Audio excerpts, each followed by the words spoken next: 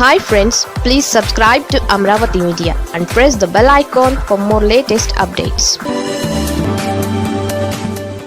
కాక్రోచ్లు మళ్లీ ఉద్యమ బాట, అభిజిత్ దీప్కే సంచలనం. ఢిల్లీలో ఇటీవల కాక్రోచ్ జనతా పార్టీ ఆధ్వర్యంలో జరిగిన భారీ నిరసనల అనంతరం దేశవ్యాప్తంగా రాజకీయంగా న్యాయపరంగా కీలక పరిణామాలు చోటు చేసుకుంటున్నాయి. ఈ క్రమంలో సీజేపీ వ్యవస్థాపకుడు అభిజిత్ దీప్కే కేంద్ర ప్రభుత్వ వైఖరిపై మరోసారి ఘాటుగా స్పందించారు. శాంతియుతంగా నిరసనలలో పాల్గొన్న విద్యార్థులను పోలీసులు లక్ష్యంగా చేసుకుని వేధింపులకు గురి చేస్తున్నారని ఆయన తీవ్ర స్థాయిలో ఆరోపించారు. ఈ పరిస్థితి ఇలాగే కొనసాగితే సీజేపీ మరోసారి దేశవ్యాప్తంగా భారీ స్థాయిలో శాంతియుత ఉద్యమానికి దిగుతుందని ప్రభుత్వాన్ని హెచ్చరించారు. ఈ విషయమై అభిజిత్ దీప్కే సోషల్ మీడియా వేదికగా స్పందిస్తూ శాంతియుతంగా తమ హక్కుల కోసం పోరాడిన యువతను, విద్యార్థులను నేరస్తులుగా చూడడం సరికాదు. పోలీసుల ద్వారా వారిని టార్గెట్ చేస్తూ చర్యలు కొనసాగించడం నిలువెత్తు ప్రజాస్వామ్య విరుద్ధమని పేర్కొన్నారు.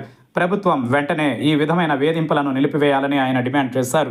అంతేకాకుండా సీజేపీ పోరాటం ఇంకా ముగియలేదని పార్టీ శ్రేణులు స్పష్టం చేస్తున్నాయి. గతంలో నిరసనను తాత్కాలికంగా విరమించినప్పటికీ ఇది కేవలం ఉద్యమానికి సంబంధించిన తొలి దశ మాత్రమేనని అభిజిత్ తెలిపారు. ప్రజల, యువత సమస్యలు పూర్తిగా పరిష్కారం అయ్యే వరకు తమ పోరాటం ఆగేది లేదని తేల్చి చెప్పారు.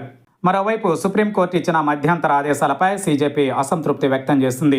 పార్టీ ప్రతినిధి సౌరవ్ దాస్ మాట్లాడుతూ నిరసనకారులపై నమోదైన ఎఫ్ఐఆర్ల దర్యాప్తును కొనసాగించవచ్చని, అయితే ప్రస్తుతానికి ఎలాంటి బలవంతపు చర్యలు తీసుకోకూడదని కోర్టు తెలిపిన అంశాన్ని రాష్ట్ర ప్రభుత్వాలు తమకు అనుకూలంగా మార్చుకునే ప్రమాదం ఉందని ఆందోళన వ్యక్తం చేశారు.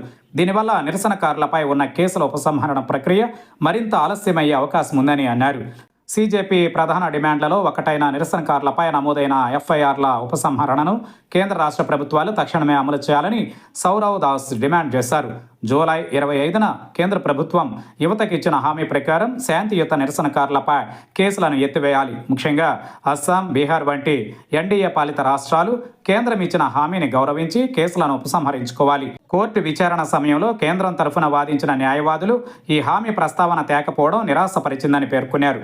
ప్రభుత్వం ఇచ్చిన మాటను నమ్మి తాము నిరసన విరమించామని, ఒకవేళ ఆ హామీలు అమల్లోకి రాకపోతే సీజేపీ మళ్లీ ఉద్యమ బాట పట్టక తప్పదని పార్టీ స్పష్టం చేసింది.